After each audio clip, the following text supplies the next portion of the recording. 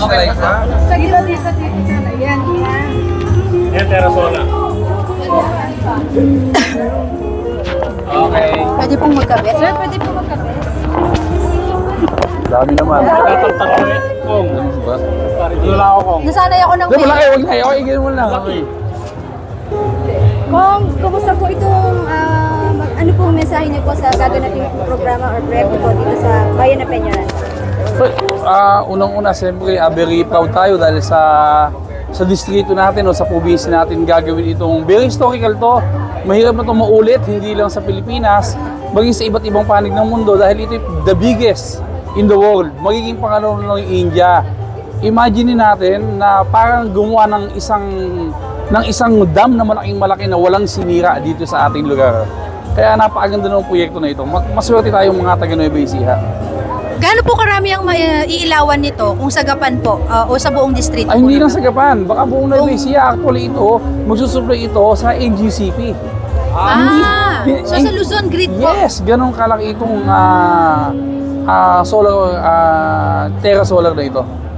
I see. Sir, wala naman pong nasira ng mga walang masisira. lugar o...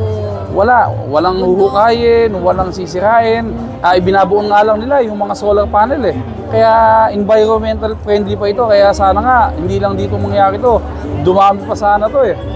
Ayun. Ang alam ko dito is around, aabutin sila ng 4,500 hectares. Pero sa ngayon, yung siguradong gagawin ngayon, nasa 3,800 hectares.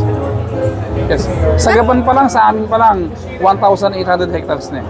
Sir, sa tingin po nito... ano ito pala? Sige po.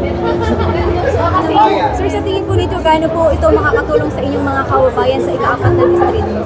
Kasi ito, hindi lang ito yung basta siya isang magsusupply lang ng kuryente sa NGCP. Ito ay mga napagandang economic impact sa amin, hindi lang sa Peñaranda, sa bayan ng Gapan, plus yung livelihood, yung magiging empleyado nila. Abutin sila almost 10,000 employee pag ito nag-full operational na. Sir, yung mga empleyado po, saan po kukuha kung pwede po ba sa Nueva Ecija? Nueva Ecija. Kausap ko ang Meralco, kausap ko ang Terra Solar. Isa lang ang pinag-iusap ko sa kanila. Kahit ngayong construction pa lang gusto ko, mga taga rito ang priority na bibigyan ng trabaho. Sir, may detalye po ba kayo? Bakit po napili ang Nueva Ecija na pagtayuan ng proyekto? Madali daw kausap ng official dito. Walang hinihingi kahit ano. Welcome ang mga investors. Ayun ang number 1 na sinasabi nila sa amin. Wala Cheche Bueche, very supportive kami. Lalo na si Mayor Joy, nung sila kumukuha ng lupa sa Gapan, talagang sumusuporta kami sa mga investors dito. Sir, wala naman pong na-displace na farmers dun sa pinaglagakan po ng mahabang... Kasi parang ang haba po ng kakargahan ng mga solar panels. Karamihan dito, hindi tinataniman. Karamihan dito, almost 100% dito, walang patubig talaga. Talagang ano lang siya.